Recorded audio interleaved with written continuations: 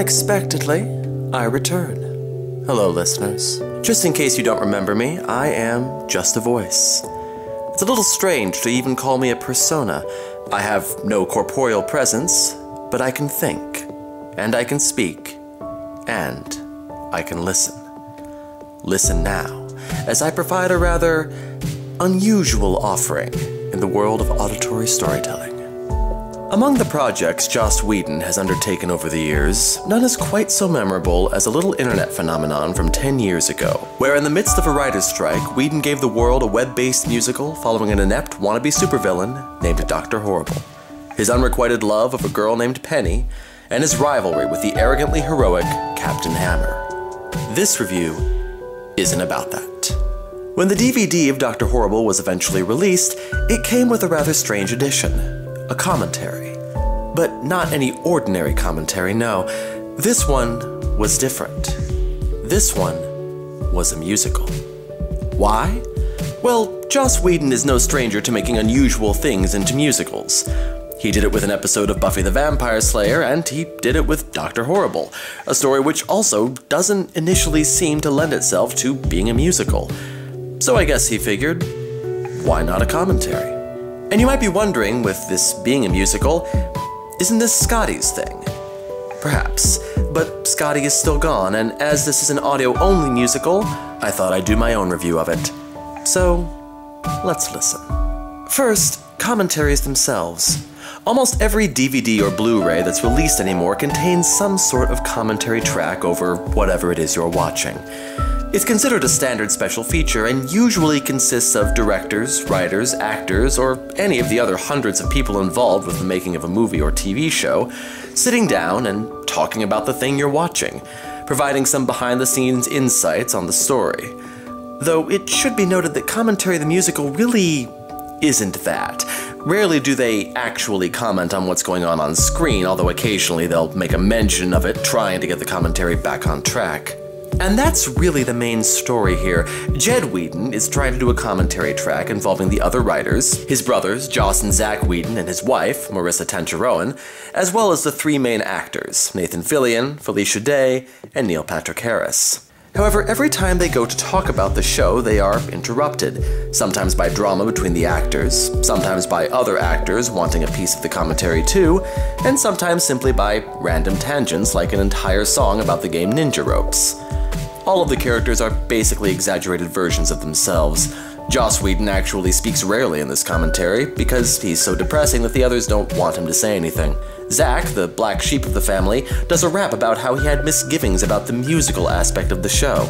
Marissa does a whole song about how, even though she wrote for Penny, she ended up playing one of the groupies instead because she's Asian and no one's Asian in the movies. And Neil and Nathan get caught up in their own egos and have something of a professional and personal rivalry, while Felicia Day tries to wax philosophical about the art of acting, but instead just starts talking about The Guild, the web show she did back in the 2000s. So the question must be asked, who exactly is the audience for this audio-only musical? Well, Joss Whedon certainly isn't afraid, or at least he wasn't back in the 2000s, to create material for niche audiences. And obviously, not everyone is the type of person who listens to commentaries regularly.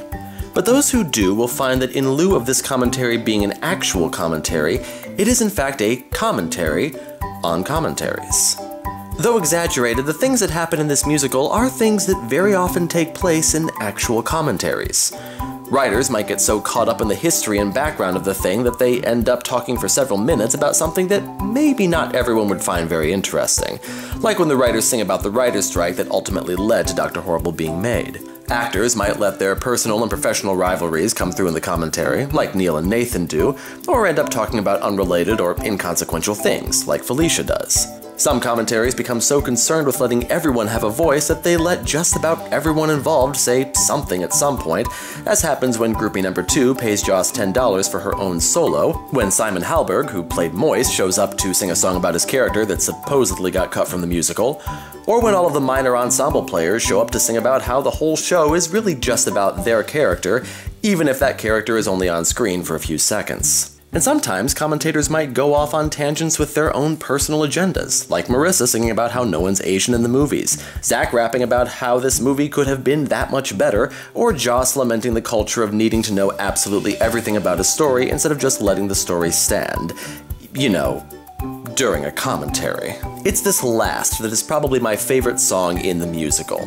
It's the biggest stretch of time that Joss is actually allowed to speak, and sing, and he ends up singing about how all these commentaries and behind-the-scenes features and whatnot that have become so popular lately have really served not to gain deeper insight on a story, but instead to stifle the story, strangle it until it no longer has any true meaning. Illustrating that even when Joss Whedon is just making something for laughs, he can't resist inserting something thought-provoking in there as well.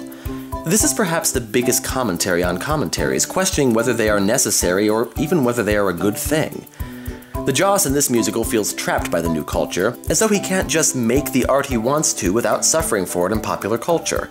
Whether this is actually true or just another fiction of the musical isn't clear, but like a lot of fiction, I imagine there's a grain of truth to it. Are commentaries and special features causing us to view stories too critically? To pick them apart and take away what really makes them live and breathe? It's something to think about, though if that is the case, this channel is probably doomed, so don't think about it too hard.